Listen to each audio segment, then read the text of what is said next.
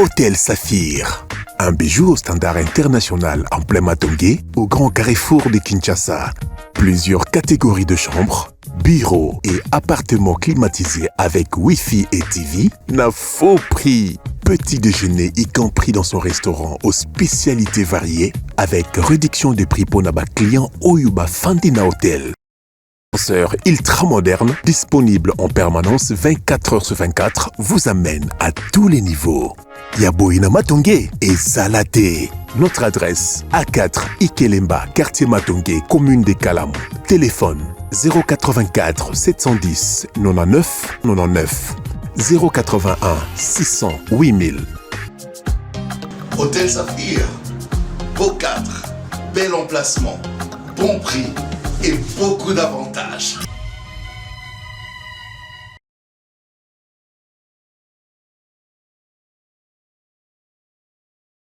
Très bien, Botenabino, Balandia Bosolo Télévision. Bon après-midi, encore une fois, pour notre deuxième numéro à l'élo.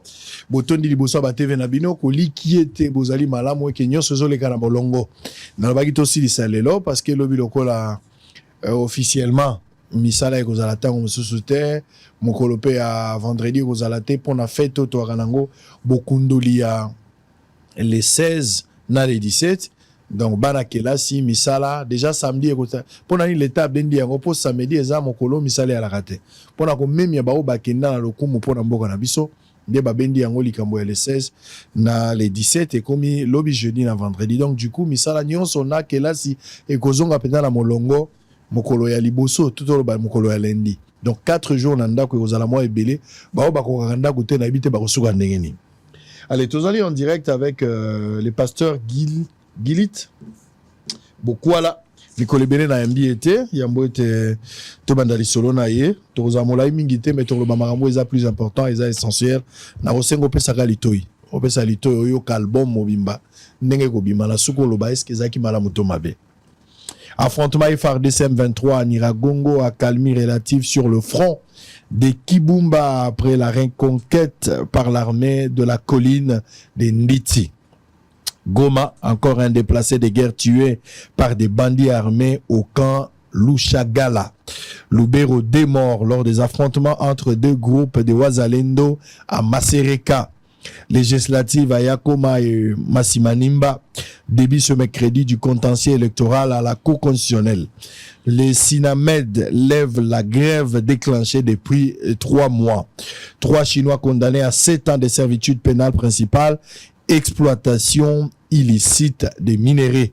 Kinshasa, 18 policiers et militaires arrêtés pour vol à main armée et kidnapping. Ituri, 8 morts dans des accidents routiers depuis le nouvel an de 2025 à Aru. Kinshasa, le Kuluna qui a coupé les bras d'un paisible citoyen à Lemba condamné à mort. Pasteur Gili, allez, bonjour, bonne année. Bonne année, bonne année, bonne année. Donc, la dernière fois, il y a sali une année déjà. Ouais, une année. La 2023, était. Hein? Non, 2023, na Oyambainga, Tambutaki, Londres, Naye. 2024, épée. Na 2024, pe bio. Oui, une fois. Okay. Une fois. Mikole sali ndebele. Ouais, mais. Tomi sala komona na mo. Ouais, Mikole. Tozo continuer koyoka na mais tozo mona. Mikole leke belen nzambazo batela. Tozo ngela komona na, c'est qui est plus important. Vraiment, vraiment. Allez, na pesi okazo pe sala bonne année na bana mboka ba onyo sozo ki libakute na bosolo. Non, merci beaucoup. Oui, bande konyo son zamba sale bisongolo. Oui, bi que année 2024 na biso bana kisasa to kokanisi ngona année 1989. Oyo Cardinal Malola Kenda, Franco Akenda, batu bele ya lokumu bakenda. Alors to kangisi yango na mobu oyo eutotika bisolobi. Bande Kojani bake, ba Mama Blanche bake, ba Pasteur Barouti bakei, batu lokumu ya lokumu nzamba tombolaki. Alors tant peto komi na suka balanga nzembo bakei, batu théâtre bakei. Ba auto fandaki to liaki na bango et ça pe biso moi passé. Alors biso ba yo to traverser to côté 2025 to pesi nzambe merci na ba o nyonso bazolanda biso na lingaka chaque fois ko zonga na mwasi ma bato bazwaka biso ne bandeli yo moko yebitango to bandi na yo na musalo tango bazobenga na pe yo si. Pour moi passer pe ali hein donc logique. ouais nzamba bateli biso tokutani encore une fois de plus na mboka na biso Congo tozali ndiko na batebele ba misusu babungisi adresse place ozoyo bazomona te parce oui. que bayebaki ke bomesana ki à chaque fois na Yeba TV oui, na Yeba TV oui. Et puis après ba information ya laki ke o anosaki botiki yango oui oui OK ko ça lisolo misusu oui en tout cas ça fait au moins 4 mois lelo toza na balobeli ya peuple télévision Yeba TV zalaki place oyo to demeraki mais alaki ya mutu ya ndeko Shadrack Loolo na pesi mbote place azolanda biso ezalaki eloko na ye et to comme pas un certain temps pasteur Gilipe a accueilli à salipe balobeli ya peuple télévision je crois que ça même combo ndeko nanga le padre Paperve azolanda biso oya baptisa inga nango ndebe place ozo évoluer donc lokola but ezaka moko le Congo et ko soutenir le président de la République on est là ndeko nanga babi bowelela mbongo. Ah, en tout cas, je ne crois pas, puisque place Toza, ndeko bayebi pasteur Gili, même Yomoko, na makamambongo vraiment, na bendaka mwanzo topo, oyo nzamba sali lelo yangote to senga ilobi, donc toko wela nangote. Très bien. Na bengi opoto solo la moi makambo mboka to beta moi masolo na biso kwa sanzete. Oui oui. To solo la ndenge ya kapaba Afrique ozo beta lisolo mais bato bazo yoka. Oui oui. Mais libako ezaki to beta ngo na nzete ya balabala te. Oui. Eza expression. Oui. Mais to beta ngo na télévision bande ko bakoka makanisi na yo. Oui. Ozo banza kolanda na o ezo leka mboka na biso. Alors nalingaki tolo ba eloko ya liboso penza to bana nango. To bana na situation sociale ya mboka. Situation sociale ya mboka a tokende ba élection il y a 2018 espoir de tout un peuple Kabila biloko misato nalandaki yo mingi na makambo wana Kabila aza mwana mboka te elobamaki na batutu aza mopaya poso azaki mopaya te alingaka linga mboka boye te eloko ya liboso Kabila mopaya mais eloko ya mibale likambo ya social bato bazolia te OK papa lobaka le peuple d'abord tout ça là slogan IDPS c'est un parti socialiste tant to koma to pesa social na bato et puis a misa to zaki likambo ya état de droit jour biso to kozwa pouvoir bato bakomona état de droit na mboka o pilier misato et puis Kabila kei bino boye 6 ans après total ananelongi bolobaka na biso Tshisekedi aza mwana mboka so Tshisekedi asali mabe bakende funde pa maman Marthe. Est-ce que vous fondez déjà Tshisekedi pas maman Marthe? Jusque là vous avez fondé to maman Marthe a informé par rapport à nenge bat bazo liate.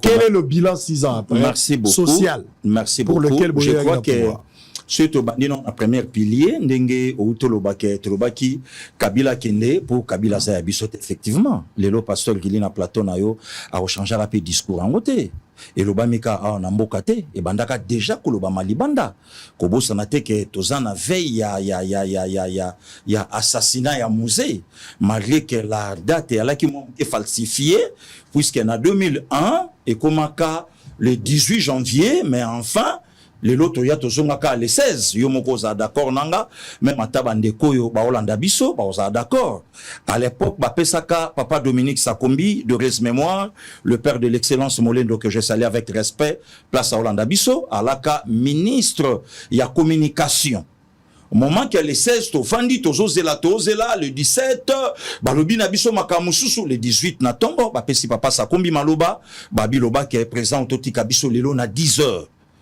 Donc, et si comme Kambunyoso et Pesa Molili Yangoana, place Pesa Milinga, et le banangata prophète Neema, na Pesa Mbote place à Hollanda Biso, place Pesa Milinga, pour Bungi Nakati.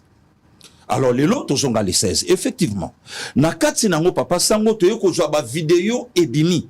Kou Yakoboma Laurent Désiré, en tout cas, Limbisana Bandanango, puisque ils ont actualité. Et jusqu'à ce que Baïro Banabiso, que non, on est allé chercher un jeune homme de la nationalité rwandaise. Jeune Maye. Avant même Jeune Maya, Papé Tsenseke de Mulumba, Loko Tanguye, yé pas le baka pena Laurent Désiré, yo zamona mboka yaka. Mais bato yo zana bango nzinga nzinga, ba o bazingi yo ba bapaya. Pesa bango oyo yo na bango boyokani, bazonge pa na bango me yo yaka. Même Papé Tien, alaki d'accord na combat. Il y a Laurent Désiré Kabila. Malheureusement, Laurent, entouré par le Rwanda, Toloba Rwanda, entouré par le Rwanda, oya yaki na bango na suka nango baloki babotole Congo na kata Congo to landanga na yo masolo musu ya kitoko andora kamera to beta yango pe kaka awa ndeko ya yaki wana biso yebaka no na komanda ipo papa sango mo bapagai pe na bandalo wana na baka yau na eloko na biso akulutu na biso moko akufakana na match ya RD Congo Uganda match ya 4-0 zoyeba komanda ipo akangi komanda ipo après les 16 komanda ipo azwa kombo na biso. Alors souci ya ba congolais nyonso IDPS diaspora ayako telema asunga biso na bitumba wana jusqu'à ce que bande kwa poto ba yekolo babalobi malamu toloko tanzinzi ya congolais nzinzi ya Congo mais tozwa mutu ya mupayate. Pourquoi nous tobandi na pili ya liboso? Puisque tangu mutu azalaki tosape na biloke belé oyo ba congolais balelaki ndekonanga sango mokonzi to ke na ngombala moko pona bunga te oyo lelo mwana mboka tozana ye a osalango te lelo to fandinga na to osale mission awa kale fatindi batu libanda te mais o perda confrère na yo Frankingi ke na mombele ye moko te na mama bakenda. Mais lelo combien de banamboka balobeli pe lokola yo o pe lelo bazobeta ba armes propres non conventionnelles et pas mo konzamboka mais ezo simbate poza ya bango pilia liboso yango wana o banamboka balelaki o esenga ke yo kende nano makambo ebele to sauter na yango. Donc c'est ça l'avantage ya ozwa président waza congolais selon yo. Pourquoi pas? Donc boyaki Kabila lokola étranger ton dimi Tshisekedi lokola congolais mais, avantage ezaka ke so tozo lobako kanga bisote. Mais papa non ko kanga bisote yango te. Puisque Félix akanga mutute président de la République akanga mutute mais yo yebite ke na mboka na bisoto alaki na bakangemi na ba prisonnier oyo to yebike azayaye entre autres tata nanga ya molimo to yebi yango très bien et ça nango ya ko bomba te. To fanda awa ndeko na biso ya makambo itali makambo wa bato droit de l'homme la nuit du 1er au 2 juin 2010 akenda bongo raison valable pesa mate mais na ba source ndenge to kotaka to yokaki ke akenda yuko zo vérité na Tanzanie ya ba enseignant oyo balai na grève mais mbongo elongwa awa na Congo et kenda Tanzanie pour na ofuta ba enseignant mais awa ba enseignant ba grève yo zui makambo wana wapi di benga isola na ye ko benga wana bimisa po kota na biro wana suka na nzela mais ti ye po suka na nzela mine oyo balai na mutuka to ye baka moko ba beau frère na ye chauffeur na ye akenda makambo wana ba congolais balela nango to bika na yango elobaka nango yo moko na lingala makanza to bika nango awa to longwe wana to komi na bandeko na biso apoto to bandai kotambola wa mwa BMW moko ye mwa mutuka moko ya malonga to fandi pa mobeko moke kwei bande kwa kuna boya suna biloko awate ba biloko pe kota wa ifeza na mbula boyeto ya likambo boyeto ya boy to bika yango jusqu'à ce que congolais aleli na mboka na ye mais na suka na yango ndeko nanga Israël mokonzi po olo bateke passion ngili na bande ko landa yo oui ye moko lobi na biso abina arrivé ko changer homme congolais te ye moko na suka mais Congo changer homme congolais changer ye moko lobi na biso. Alors, deuxième pilier, tant qu'on parler likambu il y a le peuple d'abord. Si, le peuple d'abord, et puis, makambo impunité. Oui. D'ailleurs, quand tu m'as impunité, quand tu as pour yomoko yebi. Tout ça, le peuple d'abord. Papa, c'est dans le lobby, nabiso lobby, peuple d'abord. Donc, tous on a nous, moto, congolais, au Kabila, l'obaï, qui n'a koki ko changer été, tout chahi liboso. Mais, tant que babé t'a l'isola social, ce qui est vrai, papa Sango, n'a pas une plateau na yo, babiloko ebele oyo tozela ki na oyo tozozela nanu tokomi nango te nesiko tokomeli mais mingi pe se salami oyo pe lelo pe tozolobela yango te ebele nayoka likamba banzela nga mo pe natambolaka na nzela peut-être moto nanga yo mo pe moto kutananga na yo ata mwa makolo yo lekibo nga na lekibo banzela ebele kobeba mais banzela ebele pe esalemi oyo pe zalaka te na Kinshasa uta Kinshasa zalaka Kinshasa la qualité nini nzele salami mais la qualité nini banzela ba popcorn na kotangelo ebele yo poko tanga na yo te mais oyo pe ya malonga ezali mais oyo te oyo salami nyonso ebebi eza banzela moko ya courte joie to kotanga na yo toza contre yango toza pe kolobela yango basali ba isaginique mais to lobela pe ba avancer oyo c'est salami entre autres ba hôpitaux ndeko na botama na mama ye moi ndeko na botama kuna lelo ya mwana elati pe molato asika oyo toyebaka te zando ya monene mama ye mo misala esila te oyebi yango te tondima oyo ese monani esala misala esila te bo inaugura pona nini kasi ata pe centre oyo esalami ali bosa centre financier te non oyo esalami li bosa parler centre culturel mais pourquoi ko inaugurer ba œuvre za inachevé non et c'est si voilà politique na bino te ngana kotaki et c'est si déjà kotana to kasi wana obi c'est si ngana so mama ye mo sila te mama ye mo zo kende na kosila c'est salami pe si mais bo inaugurer déjà et tongami na mbula boni papa silité mais bo inaugurer déjà donc yo kana bika na osila te mais loko faut sila po ba inaugurer na minito mama ye mo za na passe ezo kende pourquoi puisque musala o c'est salami et salami ya malonga ce qui est vrai oyo ya motuya nanu tokomi nango te mais oyo ya minene et c'est salami il faut quand même tondima yango na yokaka ntango bato ebele babetaka lisolo ya social nga mpe nalobelaka yango mais est ce que social ezaka funa madesu oyo bato ebele bakanisaka to biso nyonso toza mpe kaka na bomoi moko oyo esengeli na biso bandeko alemba yimbo bazangaki mai wana donc social te bandeko ya malweka bazalaka abandonné nzelo longo ipe na utoleka kuna abimi mai kolongwa mai abimi pe boy wana nyonso social te bandeko ya le destin awa utanga na yo tobotami na Kinshasa longwa rompwenga babima ta le destin awa eleki même na muta utaki ville pazongi wana nyonso social te sans compter Kinshasa to mekato bima pe tokoma pe na intérieur pasteur Gili ozolobela banzela nalobino kaka awa na kati ya capitale ngobila mutasala kinzela sous leadership ya Fachi bien sûr nzela ya elengesa lelo kolobela nzela elengesa longwa na kikwiti tio koma na veningiringi nzela ezata na route elengesa nzela se katanite e katani koteni ponga omoni pont pont ezaka le kingiringi na pont wana voko makikwiti mais pont wana non basala ki yango te mais nzela oui basili sambongo na kopese bima pont wana ndeno basala ki te tango lobi ke se katani et aloko basala ki bongo e katani mais mabulo après pont wana mai parce que basala ki ponte et baby sinzela na place ya monene oyebi ke na mutu kwa koleka nango eza matata so mo kasi yango pe kasi sika oyo sengena biso tolobela oya motuya esalami oya muke ko banda na coin social place oyo yikolaka pe ko banda na coin social ko poussa na ti na kalamu wana je crois qu'ils ont même pas 500 mètres donc et ça la ma poésie là non ba bongisa esi là condition ya kolongola likolo kuna to ya kobimela kikwiti to tambola nango comme il doit donc moi je crois que yango wana oye salami oyo pe muso salami malonga te il faut to lobela yango puisque mokonza mboka ayoka bato yo ya zo pesaka ba misala wana est-ce que bazo salango na misolo oyo ezobimela pe na ndenge wana ngamona d'accord te na lekai pe na rond-point force na Gambela monaki yango otande nzeleza obe Nathalie yango na sepe donc eza biloko oyo mokonza mboka auta pe koleka kuna basala ki yango mais isimbite kabamba aujourd'hui n'en parlons même pas zo rond-point Bileri Matati ba côté kuna ba lycée kabamba eza ya route secondaire nyonso eza ya kobeba yango tozoloba papa na ngai donc quelque part mokonza mboka ayoka akitaka pe na terrain ndenge ye moko pa kitaka alandela pe bato yo bajwaka ba marché wana puisque ce qui est vrai eza nini papa nanga sango mokonzi ministre ya ITP azali ezala centrale ezala CP provincial ne pe ka mambango ezalaka mais okoyoka na kati kuna kombo o etanga maka ezaka komba mokonza mboka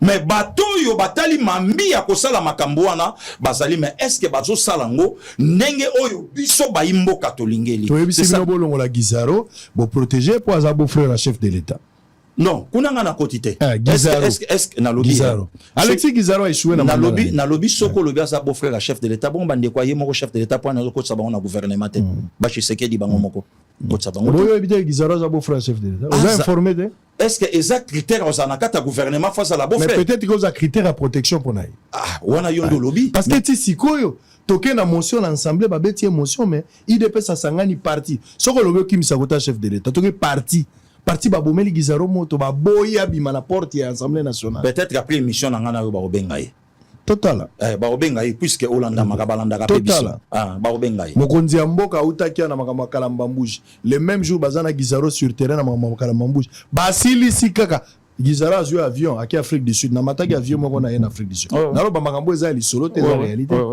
Donc pour la web que IDPS, c'est vrai que volonté à ça la nengozolo ba volonté totongi, je suis d'accord. Botongi banzela moko ya popcorn, ya ba courte joie parce que za banzela qualité té.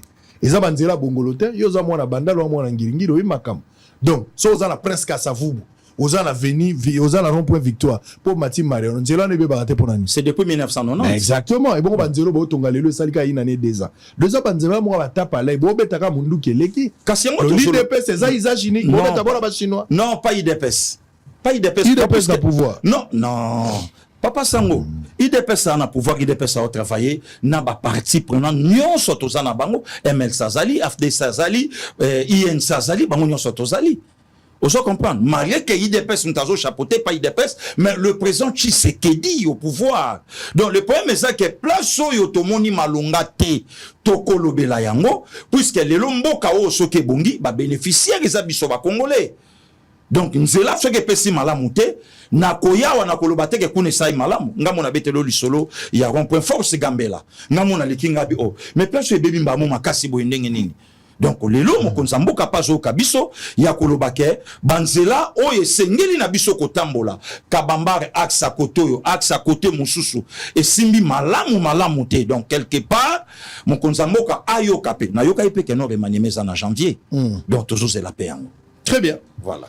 On va revenir tout à l'heure, messieurs et dames. On va d'abord suivre un élément. Parce que un élément ya kuluna, élément ya kuluna. Ça dans l'élément toi là on a rédaction. Tozonga. Tokotano lisolo kuluna. À tout à l'heure. Le ministre d'État, ministre de la Justice et garde des Sceaux, Constant Mutamba Tungunga, a pris part ce mardi 14 janvier 2024 à Limba à l'audience en flagrance contre l'auteur de l'amputation de la main d'un paisible citoyen. Mais bandé, crâne avec incision, des traces indélébiles des atrocités qu'ont subi Matal et Movili, victime de la barbarie des bandits urbains, habituellement appelés Kuluna. Ce jeune Quinois s'est présenté au procès malgré sa convalescence sur demande du tribunal pour étayer les faits tels qu'ils se sont produits.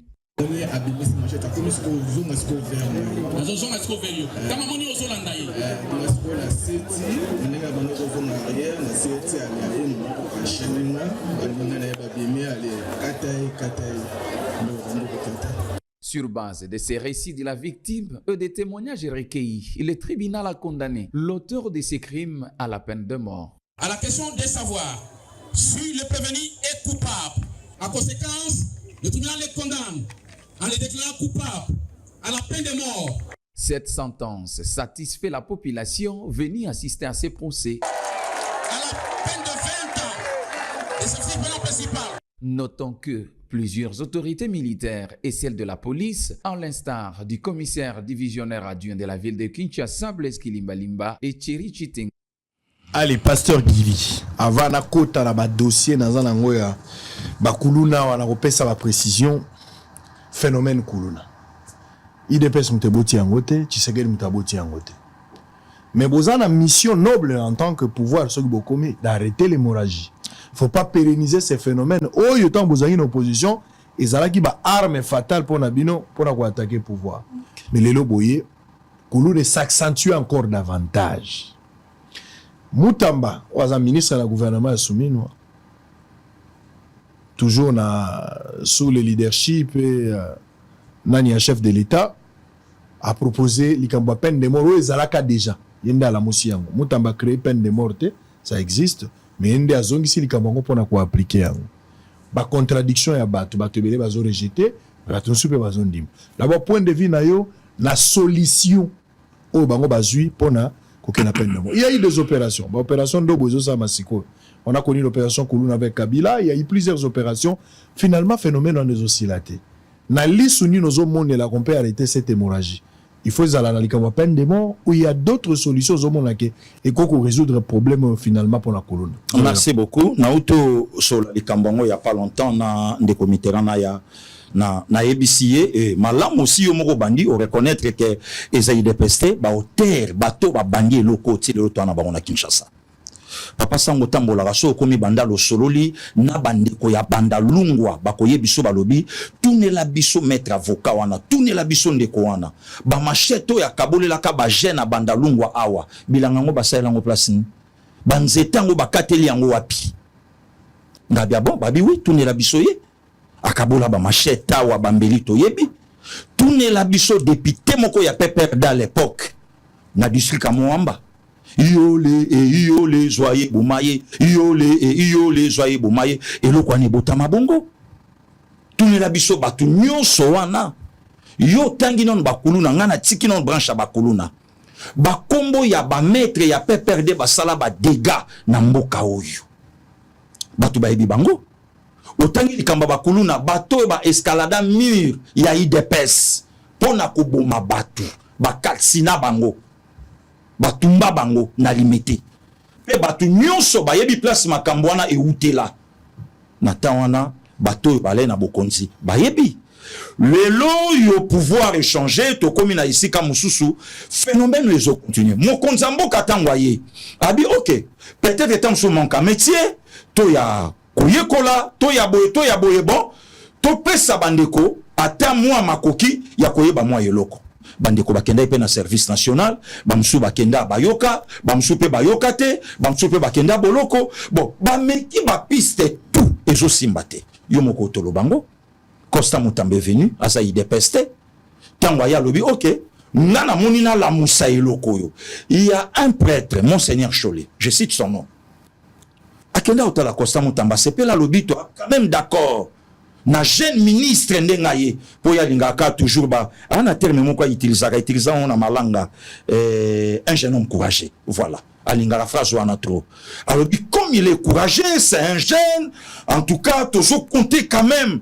na makasi na ye to ko soutenir ye tout ça patati patata là c'est monseigneur Cholé aujourd'hui Costa Mutamba yomoko lobi à la moussi encore le Congo pourquoi puisque trop c'est trop papa sango tomeki bo esimbite ba o nyoso bakenaki makala bobima Mutamba obimisi bango pona nini bon OK siko toko ya non il y a pas longtemps concert na yo ya RTNC ba utobo maye na 17e riawa mama ya zemi ya 8 mois pe ya bana mwambe ba bomaye likolo wana ba dégâts kolobate bon siko yo tokoma na solution ni toke nango puisque eza liboso awa na Congo te et salami partout États-Unis a kosela kutu président ya batu makambo azwa singala tisaye États-Unis a longwa kena na Pakistan azwa mutukuna po bomelanga ba américain ngape na oboma yo Bible osimba ke lobini papa aboma na mopanga ba oboma pe na mopanga tu parles le paix périra par le paix on vous mesurera de la manière dont vous mesurez les autres où est le problème hein? Donc na bango droit de l'homme Naba oyo ndeko la kisi je crois ndeko Jani ne droit de l'homme exaté il y a un policier na parquet na biso akala mwao à partir à poignet yao bakata na komi na biso ya Kasavubu dendala à l'époque policier mon kaza na bakata eloko combien de dégâts bakulu na basali yao alors to kepe non na mécanisme yo et pe ça pesomo na otobetela ndeko mitera lisolo na beteli ngabi ndeko mit soko tuni bana kisasa bayana biso pona lei mwana muke na bane 80 groupe ba bandi e dondwaka awa babomati na médecin directeur ya mama et moi à l'époque docteur Nzita oyebi papa sango ozamuta ba recherche alors mobuta mona 4 c'est trop oh ba komiti na munganga alors l'état samusana yo alors place yo mingongo ya bato ekotombwa malelo ya kolobake non il fallait pas mais combien de dégâts oyo bande na benga ka bande ko na biso o loba osala na ba matanga kolobate na ba fête kolobate papa sango bande ko ba olanda biso est-ce que yebi que il y a des quartiers musu lelo même na moyo ko cha lokolote il y a même des communes au ko cha lokolote au kokotata donc bango droit de l'homme awa siko nderien non to que depuis quand même na solution oyo total nini oyo ko pesa lobby. Très bien. Voilà. Bandeko na ngai likambo ya phénomène kuluna. Nga na ibisi bino déjà que kuluna boma pasteur, abomi policier, abomi mwasi azemi, abomi mwana classe, abomi sango, kuluna abomi batu nyonso. Même milimo ya mabe, pasteur waza censé abengana milimo mabe na nzoto kuluna abomi. Bazali na mitema te. Baza inhumain. so omoni moto apandi mwasi libuma bimisi mwana moto abongo kolukela ye conseil te mbano na ye il faut futa ye kaka ndenge ya futaki jour moko na matete na kala namonaka moyibi moko anyokola bato na tomba ayibaka tellement trop jour moko bana quartier bavandela ye bakangi moyibi bana bamiyibo banda koya abini liboso a porte efungwama bakanga moyibi talaka tombe eza wenza bibembe babeti moyibi eloko te bakangi ka basinga babeti basete awa na mutu babeti ka basete mibale batiki moyibi akende asalaki trajet ata ya 10 minutes te moyibi akufaki bato bazozoka bato bakomi na suka. Je vais vous donner un cas. Bomoni jeune wana elemba ndenge loboko ekatani. Azaki na venir. Aza moto mwasi na bana lobby famille ezotalela ye mais atikali loboko ndambo. Po bato moko ba décider batike loboko ndambo. Yo moto ya droit de l'homme. Yo député au soutenaka droit de l'homme. Yo politicien au soutenaka droit de l'homme.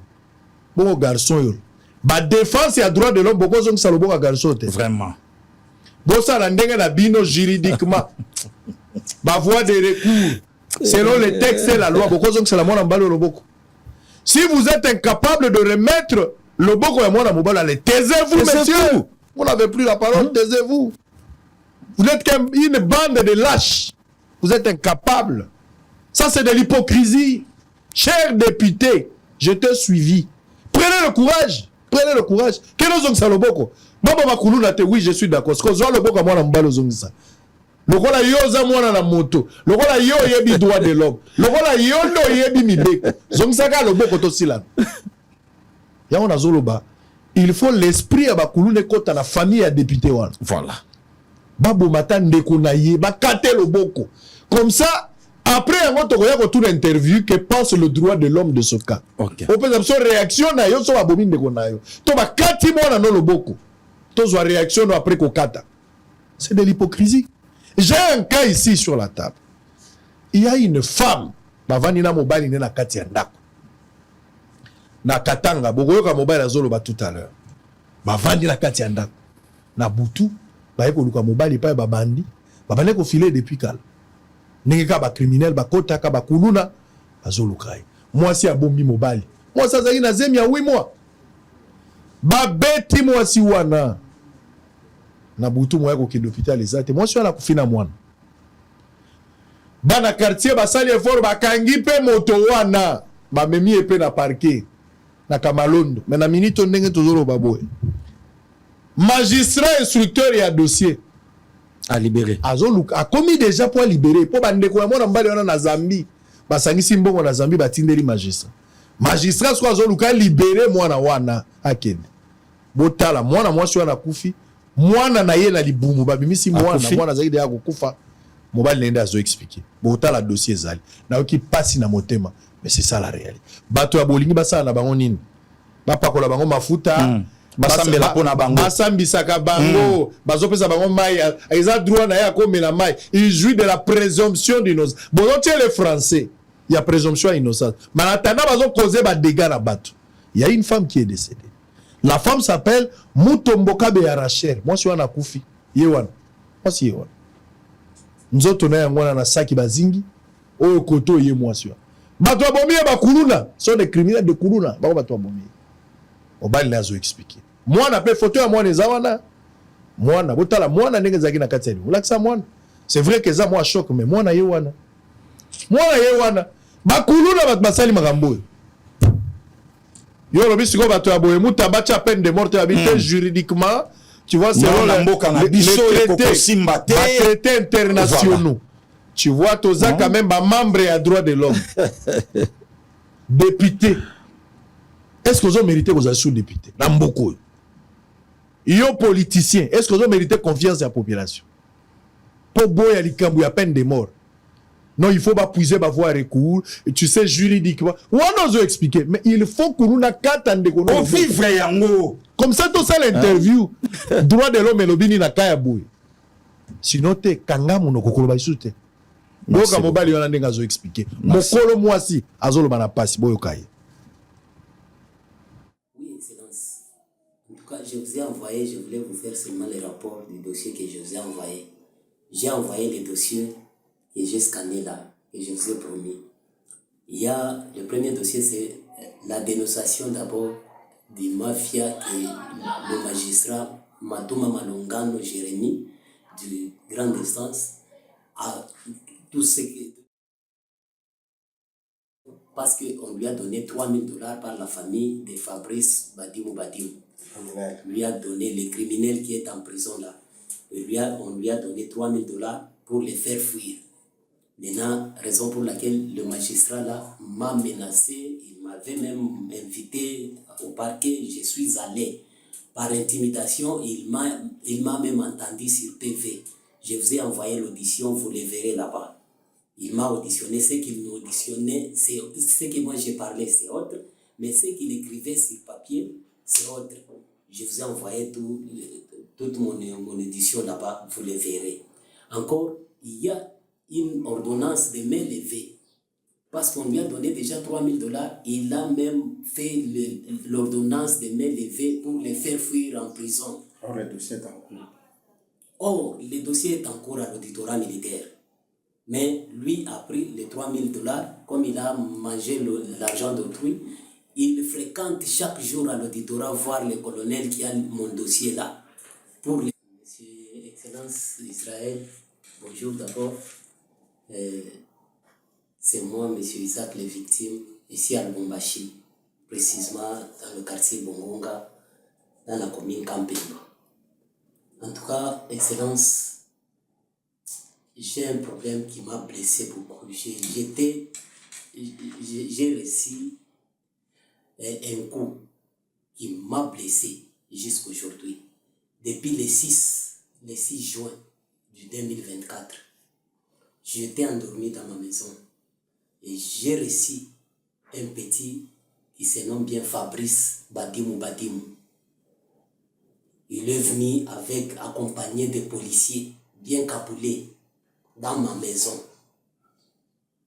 à 1h pour me tuer. Comme il me menaçait toujours, oh, toi, le chef de cellule, on va te tuer, tu nous as manqué, tu nous as en tout cas intercalé dans beaucoup de choses. Nous allons te tuer. Et arrivé les 6 là, je les ai reçus dans ma maison à 1h. Les policiers bien caboulés. Mais quand ils sont entrés dans ma maison, ils m'ont cherché. Ils ne m'ont pas vu. Je m'étais caché quelque part. Et ma femme m'avait couvert d'un drap de lit qu'on s'est couvert. Quand les policiers ont posé la question à ma femme que, où est ton mari? Et ma femme a dit que non, mon mari n'est pas là. Vous les cherchez pourquoi à 7h? À 1h ici, vous les cherchez, qu'est-ce qu'il a fait? Non, toi ne nous pose pas la question de dire qu'est-ce qu'il a fait, Dis-nous où est ton mari. La femme avait insisté toujours que non, mon mari n'est pas là, il s'est déplacé. Ils ont tapé les coups des bottes qu'il portait là à ma femme, comme ma femme était enceinte, était déjà enceinte de 8 mois, avait une grossesse de 8 mois et demi, près de mettre au monde. Et ma femme était tombée. Quand on l'avait frappée, elle est tombée. Comme je craignais la nuit là, à 1h aller à l'hôpital, je n'avais rien. Je me suis réveillé à 6h d'aller chercher quelque chose, demander même à mes amis que je puisse l'acheminer à l'hôpital pour payer les fiches et autres, les accessoires de l'hôpital. Je suis revenu de là. En les remorquant seulement vers l'hôpital Kanvangu, ma femme a rendu l'âme. Ma femme est morte à l'hôpital Kanvangu ici. Et quand moi j'étais à l'hôpital avec ma femme morte, j'ai appris que non, les types là étaient revenus encore quand il était parti avec les policiers. Ils étaient tous montés dans leur jeep là. Ils sont partis, mais à 6h, il est revenu encore dans la parcelle pour vérifier qu'est-ce qui est passé la nuit. Maintenant, les gens du quartier l'ont amené à Kamalondo au parquet. J'ai acheminé ma femme à la morgue de Sendwe. en l'acheminant à la morgue de Nsendula, je suis allé directement au parquet de Kamalondo. En arrivant là-bas, l'homme qui avait reçu les dossiers de M. Badimou Fabrice là, était son frère. Il a commencé toujours à m'intimider. Je lui ai déchargé. J'ai dit non, tu es incompétent. J'ai pris mon dossier, je suis allé à l'auditorat militaire. En arrivant là-bas, il y a un magistrat au parquet de grande instance qui a suivi la famille du criminel Badimou Fabrice là. On lui a donné $3000 afin qu'il puisse le faire fuir à la prison de Kassapa. Parce que même bientôt, il se trouve à la prison de Kassapa là. Par insistance, par mon insistance, quand j'ai beaucoup insisté au colonel qui a le dossier, que si vous faites fuir seulement ces criminels, en tout cas, c'est votre problème. Il est là, à la prison de Kassapa. Mais le magistrat qui s'appelle bien Jérémy Madouma Malongano Jérémy, le magistrat du parquet de grande instance là, veut toujours le faire fuir. Raison pour laquelle je pleure à vous, l'œil du ministre, l'œil de notre excellence, monsieur le ministre, Constant Mutamba. Veuillez un peu intervenir sur ce problème, que mon dossier ici arrive dans les mains du ministre. Parce que ce petit-là, le criminel, m'a tué. Il m'a tué en tuant ma femme. Ma femme aussi avait été enceinte avec un garçon déjà grand. En tout cas, ça m'a blessé. Je vais vous envoyer les images. Vous verrez les images de l'autopsie qu'on a fait à l'hôpital Saint-Louis. Vous allez voir, j'ai tous les dossiers. Je vais scanner bientôt là. Mais dites-moi, dans des situations pareilles, Moutakoufisi Mwasi, Akoufisi bébé Wazalaki na 8 mois, ba criminel, ba kotelier, ba kuluna, ba beti Mwasi, ti Mwasi Akoufi. Ce que magistrat, Azako juger parce qu'il y a la présomption et innocence. On peut lui accorder une liberté provisoire. Bazo Lukelango français. Oui, vous avez le droit. C'est ça le droit. C'est ça la beauté du droit. Je suis tout à fait d'accord avec vous. Mais ce qui est là qui na famille na yo, ce qui est là qui Mwasi na yo, ne a subir. On n'a pas beauté à droit. Quelle serait ta réaction? Est-ce que vous en avez mis de vous mettre à la place de ce genre ici? Un compatriote. À comment vivre en clandestinité, c'est comme si Azaki Mopa, ils sont en Rwanda, ils sont en Congo. Mutamba, monsieur le ministre, Mineta, ministre Yaïta, Tala Likambouyu. Le monsieur Azo vivre Yakobatama. Je devrais normalement arriver à Lubumbashi pour le rencontrer. Je n'ai pas pu. Sinon, je serais parti à Lubumbashi pour le voir.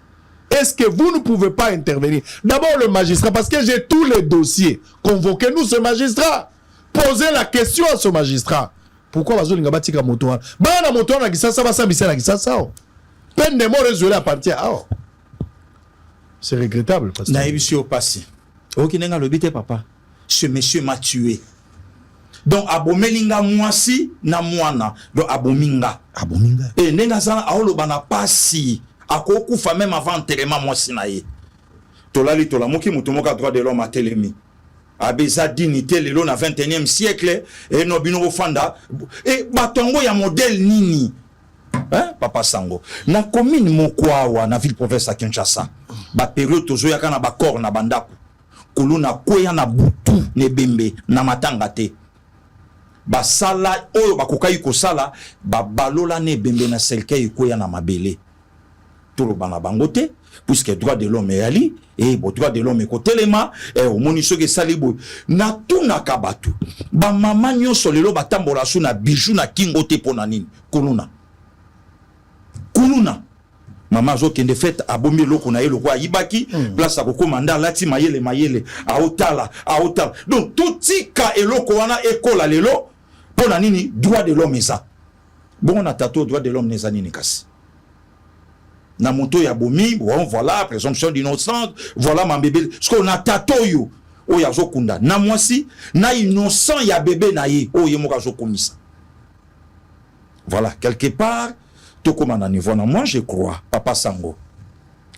Bato belé to solarana bango ezala awa ezala bamboko to kendeke na yo basenga ka biso loko mona mokonzi ya mboka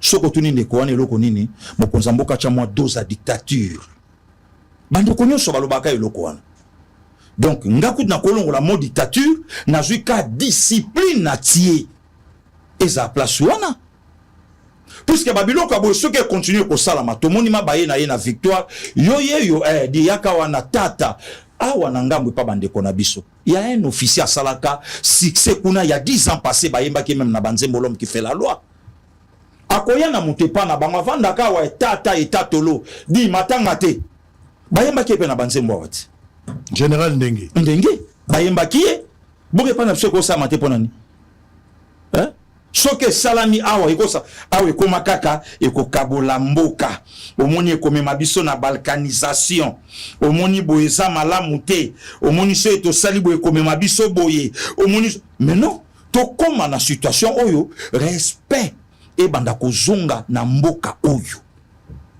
puisque bato basala eloko oyo bato basala bakuluna lelo mutu pa telemi abifona zonga ti bakongole bana besoin na nga fona zonga Kuluna kota l'église catholique à boire lacrymogène.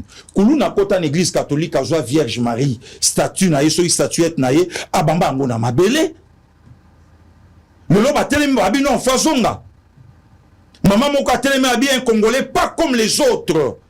Il faut zonga. Alors quoi ba Congolais nyo sauté. Kosa lokwa ba Congolais nyo sauté ya kola wate. Abotama pa wate. Ayape na famille abatuna 1997 le qui n'est déjà à Salobaki yango. Mais maman telemi alobi bon, il n'est pas comme les autres Congolais. Hein? Parlons directement sur le retour probable de Joseph Kabila. Ça s'est fait, hein? N'a pas perdu, n'a pas couloir politique. Kabila zongeli ba consultation. Après 4 ans de silence, Kabila lobaki finalement. C'est vrai qu'elle est dans ses prononcés, mais Kabila comme jusqu'au visible. Et ben là, maman Oliva lobi bazotinda biso token d'exil mais token te biso torozal. On s'est réveillé un matin Kabila kenda kozonga te Kabila zalaka wa kenda ki akimite. Finalement Kabila zo ya lisute. Kabila za libanda. Kuna tomoni Lubaya, kuna tomona ki Moïse Katumbi, OEP pour le moment za na mboka te, bakutani à partir kuna, ba consultation e bandi déjà. Mais bato ebele pour ezat dossier kangami na constitution. Ba lobi Tshisekedi alinga modifier constitution. Le gars là, on a mécanicien qui modifie la constitution pour s'éterniser le pouvoir.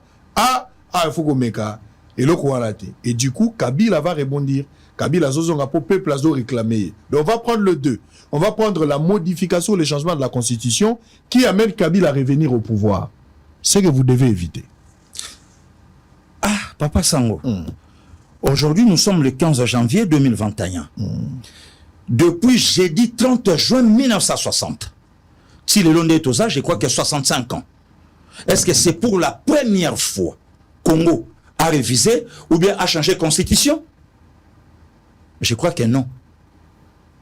Président Kassavubu, Maréchal Mobutu, to comment même na mboko na constitution, il y a un PR créé le 20 mai 1967, Mouvement populaire de la Révolution.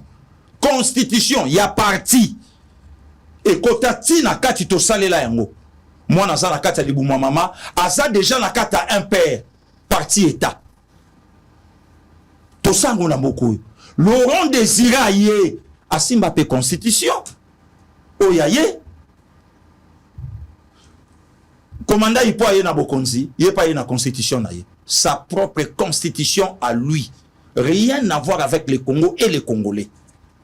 C'est qu'on parle na biso mboke zawapi. To me kapé quand même toloba. Bon, ce que l'on dit, on a révision bien changement de la constitution. Tu as un point de presse, Moko Boye, Joseph Kabila Salisaka. Consort na yo moko amundela tunaye. Abi mais si ko élection lobi nini. Réponse Kabila pesa ye na misu na bino presse. Atuna lobi que dit la constitution? Soyons sérieux Papa Sango.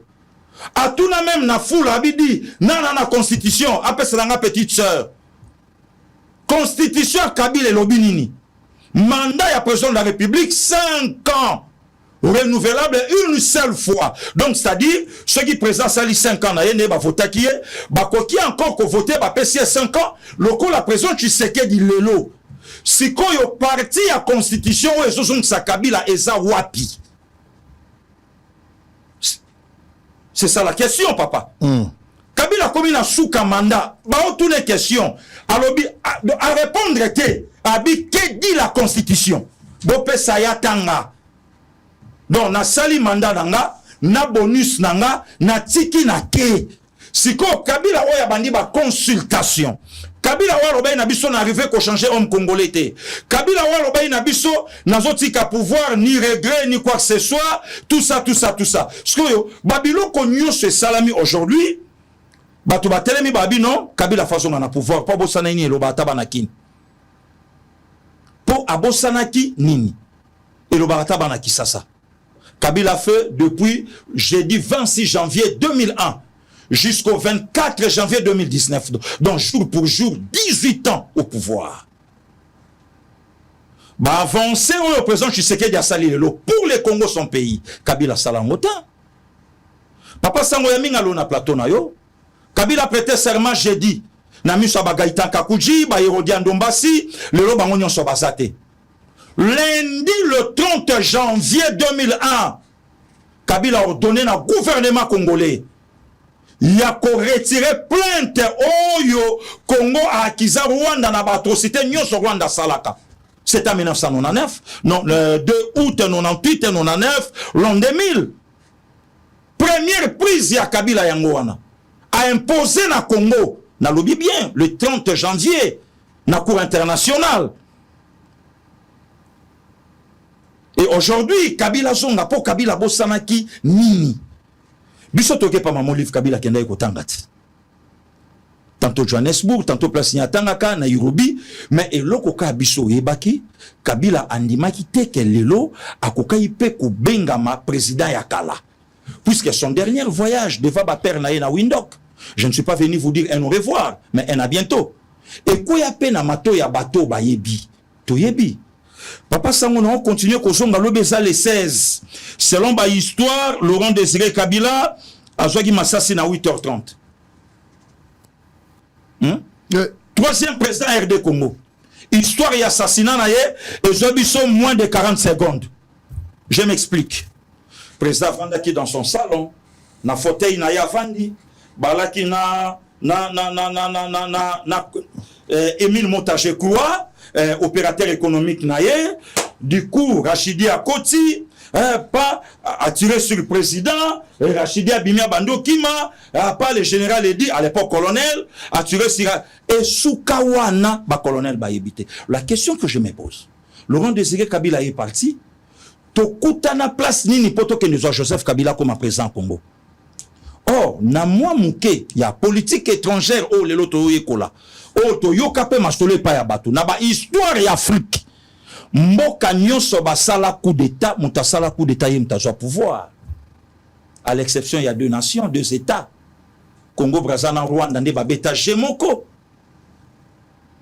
Le 18 mars 1977, ba renversé Marien na Brazzaville, babomi et même. Mais semblant, babi général Yombi Zouapla, Kumbela Bor. Le 6 avril 1994, Kagame a rafalé d'un missile solaire, deux chefs d'État en avion, Cyprien Tariamira et Juvenal Abiyarimana. Abeti 12 à lobby, Pasteur Bizimungu, Kumbela Bor. Mais Longo la Bamboka en ami balé, Zoa Burkina Faso, jeudi 15 octobre 1987. Nana Succéda Thomas, n'est-ce pas Blaise? Hein? Le 13 janvier 1963, na Togo, Sylvano Olympio, le tout premier président togolais, Nana remplacé Sergent Yadema, avant d'y pouvoir plus de 30 ans, Awa Epa Nabiso, le 24 novembre 1965, coup d'état, il y a le tout premier président congolais, Nana Succéda, n'est-ce pas Maréchal Mobutu? Siko awe pa na biso na Congo tobo ya kakolobake muta Succéda ye muta sala kopi pourquoi? Alors le lorsque to bandi osonga na histoire yango le loto bandi osonga nango donc seule prise oyo le lo Tshisekedi azo pikola Rwanda eza constitution a pikola Rwanda na Congo Tshisekedi a pikola Rwanda na Congo. Il y a une vidéo papa Sango talango Laurent Désiré Azolo balobi alobi non. Bah occidentaux, le multinational, bah on a besoin. Il y a un président faible. Laurent Désiré Kabila est têtu. On lui dit de donner ça, de faire ça. Il refuse. Yemo Katunya alobi bah tout la ngana pianini.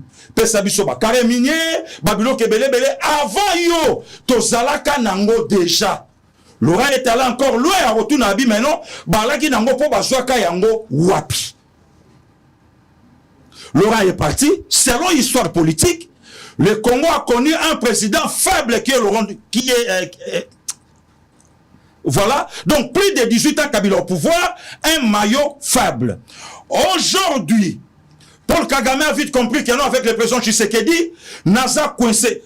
Papa Sango, le lo bato ba osa blague ba congolais, ba komo tanga kombo a Kagame tina ba kwe. Mais Kagame c'est un Dalai Lama.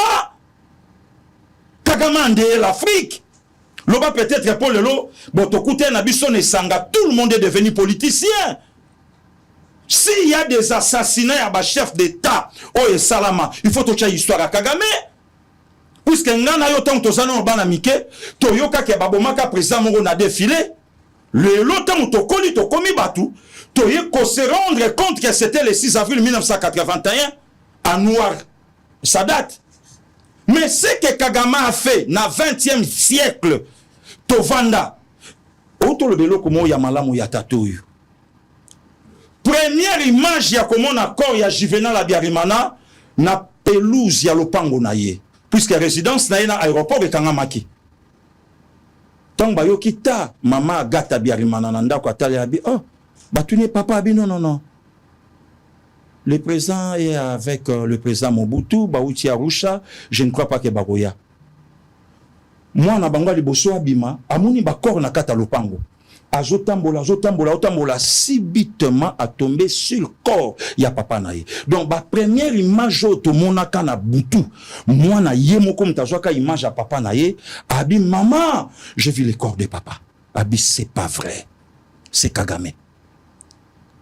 Et Tovandi na Congo, lelo biso ba Congolais toye baka, même il y a Laurent Désiré, c'est le Rwanda, on est en angwa ko bombate. Toko kende même plus loin, selon l'histoire et la politique, même Maréchal Mobutu. Puisque le problème c'est de déstabiliser le CPGL, de renverser les Bantous et de donner le pouvoir chez les Tutsis. Oh, Laurent Désiré Benga Bango ba tu messieurs. Le Rwanda a imposé le président au Congo, qui est Laurent Désiré Kabila. Première image, oh, Batangela Bisso Komba Joseph Kabila, qui va remplacer Laurent Désiré Kabila au pouvoir. Batangela Bisso, c'est Hippolyte Kanambe, qui va remplacer Laurent Désiré Kabila au pouvoir.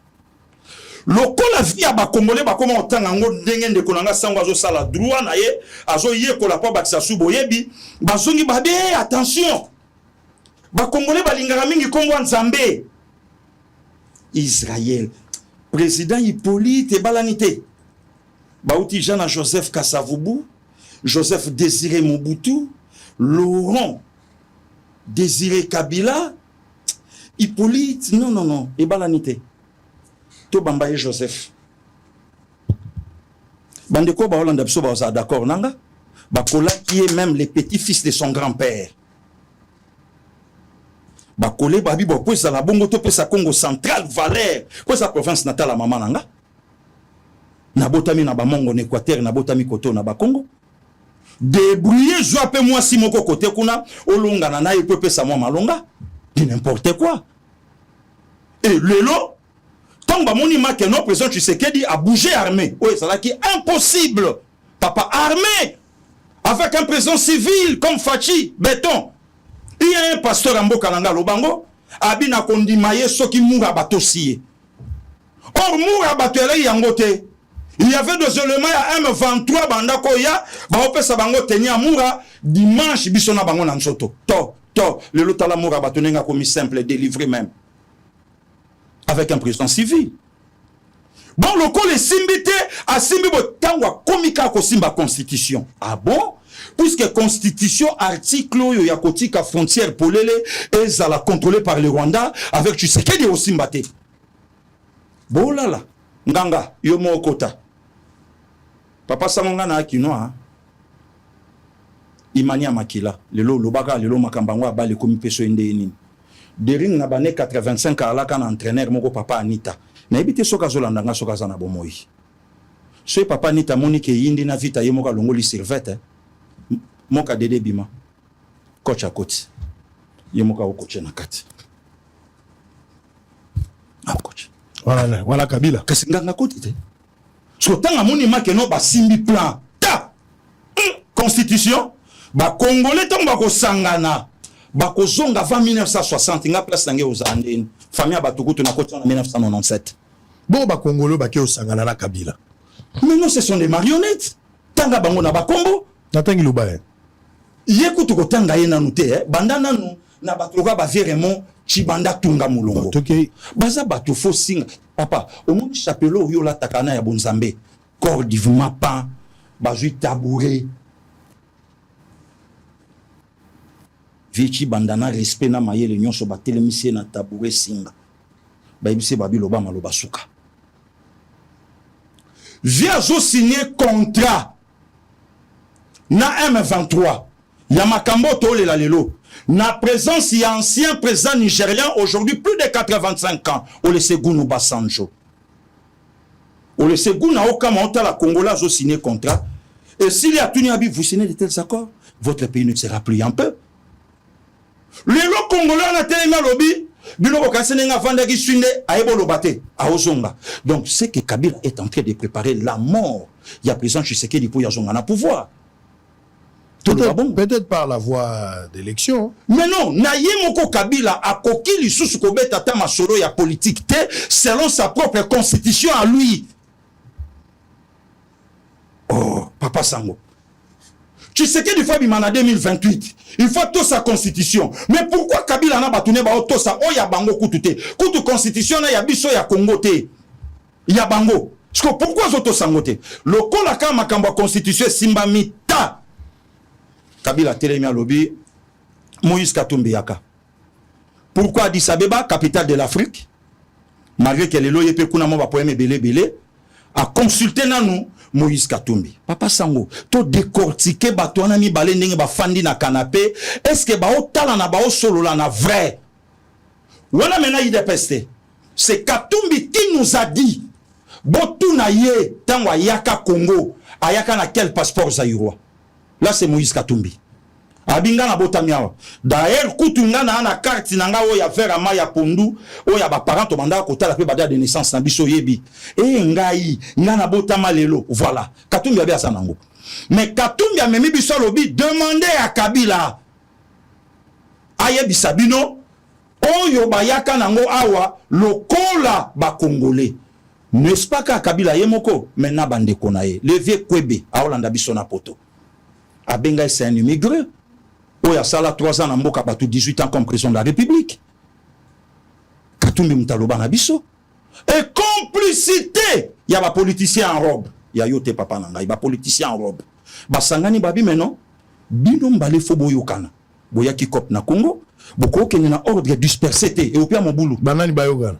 Kasi les deux batuti Kabila na Katumbi, il faut bayokana. Il faut, c'est une obligation. Basango batu bayokana si bon. Mais yebani Ebani basangisi bango bopesa na mbote batu bapotana na kopi na bango ya ko exploiter nous les Congolais. Papa Sango ya minga na plateau na yo quel est ce Congolais lelo a ko tombola musapika na mbongo kwa famille Kabila. D'ailleurs pour votre information na yebi kolanda yango famille Kabila lo ba deuxième famille riche na Congo, famille Bemba ba 10e, famille Tshisekedi du côté ezate siko yo tuna ba héritango na tata ba héritango na koko to ezakaka ya ba salaire à Kabila ba banda bomba. Merci beaucoup. Donc bon sangana bon sala par tous les moyens oyo abetela biso lisolo lobi na botama na papa Moyuda. D'ailleurs papa nanga bakunda ya wate bakunda na Natania c'est à 30 km à Tel Aviv. Il y a une maman benganga na Israël Abi Pasteur Gili na mata taxi. Awa na Israël, la plupart des chauffeurs, baza bagent renseignement. Na mata taxi, alors papa na zo kumba tuninga. Abi oza mboka nini epse na Congo, abi quel Congo Brazzaville abi na Kinshasa. Alors bien le bito na ndeko na biso kuna, Moses. Ndeko na biso. Maman na lobi abi passer na yebaka na nga Moses te. Na anglais, na ki hébreu, na makambo belé donc on comprendre ma bien te. Quelque temps après, na yoka Moses a télémé abinga fona comme président à Congo. Non seulement Moses a comme président à Congo, ba Congolais ba boyi Moses a kei ko funda ba Congolais pa batata na ye banani, ba pharisien, ba scribe, dans mon papa moko Congolais la ta cravate na chemise te. Bango nyonso mande fois ya pembe yoka abi ba Congolais balinginga na koma mokonze pa na bango te yango na ye ko funda. Soi-disant, puisqu'elle a dit maraté, bamsou balobaka tante, bamsou. Vous voyez tout sur la tête, papa? Non, allez-y. Jeannette a tellement na parlement, ngana e bien na combat RD-GOND, awa kande ba komi ba ju ba kombo na biso. Mais ngana e bien na combat RD-GOND, tant ba pesa ba kombo na bango avant. Azo pesa ba député Toli. Abi abi bozo ndakisa nanga. Nga e pa na biso na Tanzanie. Après diplôme d'état, tokenda na université te.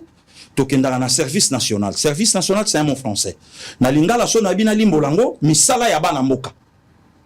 Parce que ya lobi na biso ke na sala kit ja na Tanzanie na misala na biso ya mboka, mais elle s'est retrouvée députée dans quelle commission défense et sécurité. Donc aujourd'hui problème il y a changement de constitution. Il y a ngoka muteningisi Kabila. Donc ezaba interdit, je suis chapitre 7. Oh yo bayebisaki à quand Bosimba babiloko wanate. Donc tu sais qu'il y a ko simba tout sauf armée. Tu sais qu'il y a ko simba tout sauf constitution. Alors tant le tu sais qu'il y a simbi constitution, na kata constitution et un article mon côté parler na superficie, il y a 2 345 km². D'où il faut que tu na kata constitution pour to zongi sango ndenge zalaka. Na kata constitution o biso to lingi, to ko tsa loi bakashika e ko taper na kati. Sikoyo ndeko nanga tuna ngana yo ba congolais vrai na longoli de père et de mère. Soki to réviser constitution na lelo et ko changer ngana yo ngana o to ko ya na matata na nini. Père de batelemi babi bon le moment est venu. Kabila façon na pouvoir comme na FCC. Et ça na un vrai congolais il y a qualité. Ou ya koko ma président, il faut Kabila kaka. Nde babi bon, Kabila faut azonga. Yangonga pe na lobby. Si la constitution qui a été taillée sur mesure pour éterniser Kabila au pouvoir, Kabila yebisa journaliste ndekona lobby, que dit la constitution pour un mandat président de la République au yotuninga. Je suis d'accord. Voilà. Les arbres à point de vue, aux autres pensées, c'est bon. Mais l'opportunité de changer cette constitution. Pourquoi pas il y a urgence la construction à Banzela, Biloko ya Kolia, Pasteur Gili, chef de l'État commis par l'entremise, nous l'avons suivi parce qu'il est porte-parole du gouvernement. Il a pris le courage sans vergogne en disant que parmi 6 millions d'emplois, beaucoup de techniques pour prendre en compte, mais ça là où tout ça la femme de ménage. Beaucoup de gens ont la bilan la bino. Donc on a engagé bonne nanga. Alors parmi les emplois où tu sais qu'ils ont créé. Pour nani bolingi bo changer constitution le bato baza ko banga makanisi ya mabe za na kati que Tshisekedi président de la République alinga s'éterniser na pouvoir. Tshisekedi alinga comme Mobutu II. Tshisekedi ne veut pas avoir un troisième mandat mais il veut avoir un autre mandat. Papa Sango, je crois que tozo passé moment moko noir, tozo lela moko ya confrère nayo, ndeko nayo, muninga Francis Kankonde. Si. Ayambaka président de la République n'a plus landé. Totambola Ramboka ana mingi ngana yo. Pour la première fois président de la République à lobby, na mboka loko abiso c'est difficile de faire plus de 2 mandats. Bande kwa réseaux sociaux balongola ka plus bakangisi. Abi c'est difficile. Boutou Mukuse, journée Moulaï et aussi Mbate. Et Kotala le président Tshisekedi, c'est quelqu'un au lelo, Montakolo Balobi, anga comme Mbutu Mukako soit. Je ne crois pas. Ok. Bon, si tel est le cas, Ngam na lobango pour naboyi ozongi selangango, que Fachi a une mission et non un mandat. Bon, si tel est le cas, la personne au Fazonga c'est Kabila. Puisque Kabila si mandat na lobi bon, n'arrive pas qu'il n'engage jamais qu'au changer homme congolais. kotonga banzela rien à voir. Ba mema biso na référendum à constitution awa. Ba pesa biso merci to votant massivement oui. Biso sotolela mais constitution ya ngwane yali. Oh Kabila bia tambola Congo mobimba batunyo sobale nango d'accord. Même le prêtre balingaka te. Mais le président Tshisekedi a la kisibiso ba faille, il y a constitution. Mais constitution oyolobi pourquoi pas bako changer banzela? Nakata constitution article 43 il y a gratuité de l'enseignement. Pourquoi quand Kabila ba exploiter taka yango inventé? Il fallait quand même que nous ba exploiter yango. Moi je crois que le président de la République Lelo Mutumo Akoboyate, il est partout omniscient.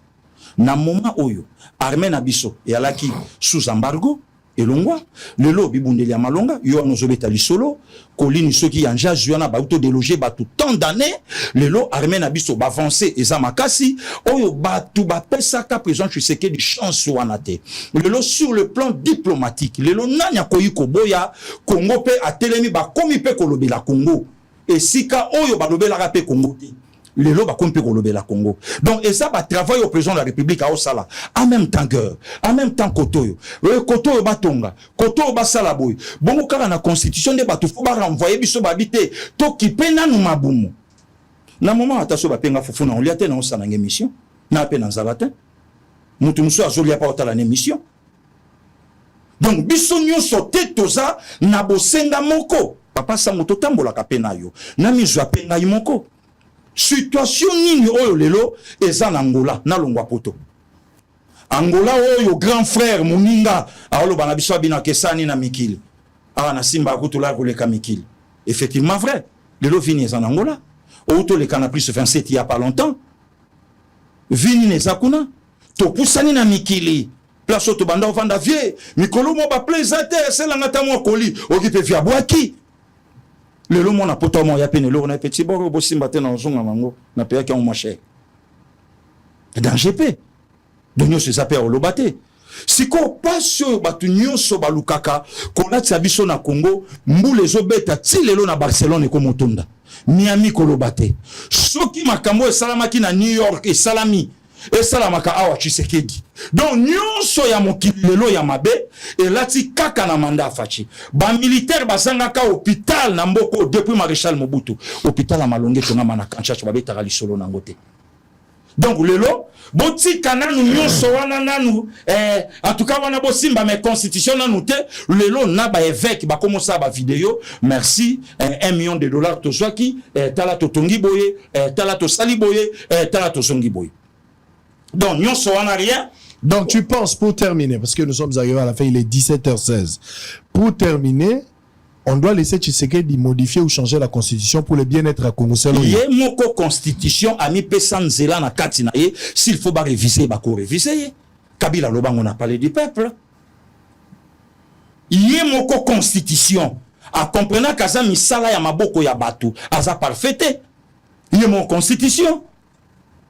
Mais comment Congola zoluka likambu oyo atiki oyo asimbi oyo to ndima yeso ka simbi armée wana Rwanda pire muta Kabila tieye non to en tout cas ye baba banka simba te banka simba acheta tamosa Nicolas Kasadi acheka muluba oh asimba koto baka baleki trop baka baleki mingi aobanga Kagame aoko signer Kagame te lelo Kabila obunda na Kagame azobunda na Ruto azobunda na Kabila mutu moko le kata Obama magno ça va banda nanga le ka lobana biso bientôt Goma na marché ti Kinshasa vraiment tu sais que dit merci puisque oye ko soigner malaria ba réaction salami rien mutavandi a lo katango njaje ko ili susu masisi o mekomika ba black mais tango wazali ndazobeta et faire des azobeta wane ozonge pas présidenté mais ce qui est quoi ozonge pas président constitution va changer balingité mais ce qui fait Anzela Tshisekedi donc Tshisekedi azo vivre en même temps na régime semi en même temps na régime présidentiel. Quel est l'apport et la modification changement de constitution associée à la peuple papa nangai social à peuple ou pas d'abord kozongi sa Congo na kati ya Congo très bien Congo na biso tekamaki allez Congo na biso Papa Sango, oyebi lelo hein. Lelo batuba vanda ba mona makeno tu sais que dia signé Kagame ayebisi Kagame alobi ba blague à mauvais goût nyonso o yo sala wana ya kondimisaka biso ata yo moko est-ce que ba congolais bazo comprendre mambe belé o lelo toloba à cause d'un mixage na brassage tozo un général là wa babenga na CPI babi bon RDC pesa pays francophone hein samba na France habité na habité bon lingala au moins na lingala habité batuna ye on se retrouva 4 mitu en Congo comment un Rwandais et banate to vanda awa nga mundeko na yo na 1997 na zalaka portier na Obema papa sango na résidence à PDG Moulemba nga mutu na ndo fungola bakar ezokota na Avenue Tchatchouana tant ba suspendre PDG na ministre de la justice à l'époque Moïse Kongolo mutu azalaka secrétaire na biso remplaçaka ye mtakoma député Moïse Nyarugabo o biso nyonso toyebaka à l'époque au Rwandais mais lelo aole molima na parlement tozawana to vanda ikabo na likambo état de siège nana lobeli yango te président Longola nzoka état de siège elle a filé lelo et kanga pe ba mwanga chuchu donc lelo il y a un problème chez les Congolais makambo ekotaka na mitu ya mutu balobaka na biso muluba kozwa pouvoir te makambo yango zo ka vielo kwa Martin Fayulu a otambolaka na kombo ya tribalisme et non Tshisekedi abebi simboko te biso nyonso tozana ba camarade baka ba mutombo baka tout tozala na bango totanga na bango tokola na bango lelo tova na bango comme tribalisme mais celle bateau pe baliaka fufu pilipili na liboka ya sokola ka maboko na tokateza pe ka bango te siko to benga na bango poto cha bango wapi. Donc moi je crois que ça c'est un faux débat s'il faut président d'ailleurs même ba congolais to sengaki et loko nyonso Kabila saila biso na mboko asala ki on a monté à malamoté je sais que les gens qui sont biso na Congo entre autres armées. Très bien. Allez, messieurs et dames, nous sommes arrivés à la fin. Boza Ibele Liboso ba TV, ba vie est à partager. Moussa na monsieur Zakopé Samaloba na motonio, sopo tapé sa makantinaï. Pasteur Guilé à lobby. Na ngena silisa na ko kanisa ka un Congolais azana pasi. Un Congolais mo azana pasi azana Belgique. Ba uti ko betailler na hôpital loboko ya ko bukana eza penza pasi. Likamoni ne komeli Congolais wana. Congolais wana autaki Allemagne aza koya na Kinshasa ifala ya matanga wana Kinshasa pendant kazo zwanzela na epona koya a partir ya Belgique Congolais wana akoti na kati ya avion me makolongulu aza musulman et aza moto ya kimbangiste ba conviction na ye ya bamvuluzi esali ke atambola makolongulu ti azomata na avion makolongulu. Oui, que na poto likambo ba terroriste ba osana ngoli sekité. Donc bazo mona anormal mutu ezo sala atazala ba conviction na hiver. Voilà. Mais aye makolo na mois de décembre déjà le 4 décembre. Malile Matimakati. Azo matavion makolo ngulu ti akoti na kati avion. Ba hôtesse ba suspecté mouvement wana. Ba bengi police. Police aye azui congolais wana. Laksanga ba image. Ba beti congolais wana ya otoza na kati ya SN azwaki Bruxelles Airlines wana police ya Belgique batu baye kozwa congolais wana congolais aza pembeni wana amati na avion même akolongula linkolata lipapa te ni sapato ye eza bakoko eza conviction na ye bakoko babeti ye lokola babuma na minute aza na fracture loboko kobukana Baboy peut voyager à Tigali la Belgique. Est-ce que le Congolais avait raison et à Rotambo Bakolongulu pour combattre l'avion? Ça c'est une question. Est-ce qu'Azalagi a raison? Si Azalagi a raison ou Azal a raison, est-ce qu'il fallait ce genre de traitement à la police? Mon délai pas à suspecter ma kambaba digi pirate nae, Azabilo ba terroriste pour na zobanga zomona ke muto akoti ba cause la paix kamikaze.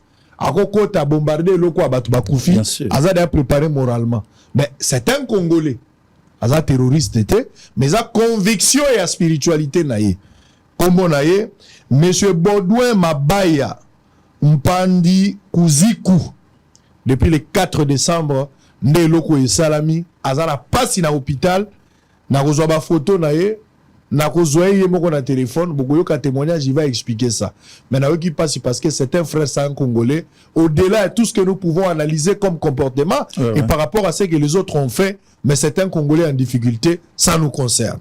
Merci beaucoup. Allez, on a fini, on va se retrouver demain et puis vendredi, le lundi on est là. Bosolo reste la seule chaîne au cœur des investigations. Na ngana ibisa batu mo bazola nanga katali kambo cha na réseaux sociaux. Ndeko nangai. Na vie préparaka ba et après. Voilà. J'ai vu un député Mandia azara la législature et les kakabo.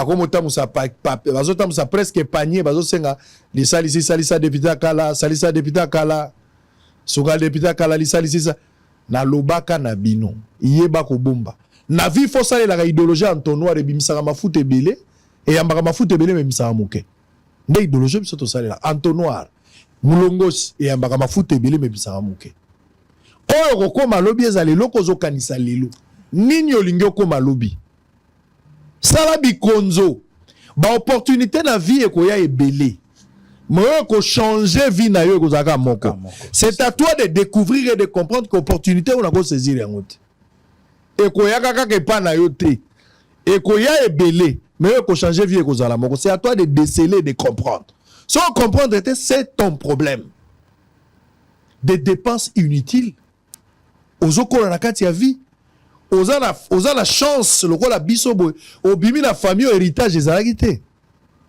parce qu'il y a des gens il faut différence ces la carte de la société et là la batu baza ça dit abonga po tata na bango akufa akoma kota mwana mituka koma moi propre po tata na maman batikela bango akomi moi bien parce que noko na bango to tata moi si na ye ebembe bongisi batu biso bibembe bongisa biso te to bimi na ndenge na biso na ngolu famille à 4x4 koti machine yo moko bimi okay toko sakana na mbongo te yango na bisa bino soko moni moto azaki mobola komi na mbongo azoki mobola seka zaka fo mobola pour vrai mobola ko sakana na mbongo te o ya monela ki na pasi bozana bikonzo boyeba ko bomba vie eza paradoxe nazolobela l'insatisfaction humaine okotonda te na vie mobola azoluka vie na pasi abel yake na hôpital munganga zo conseil abengi mama yakana oyo mwana na yo mais fu bopesa mingi bangombe bopesa pomme de terre bopesa mabundu bacha tomate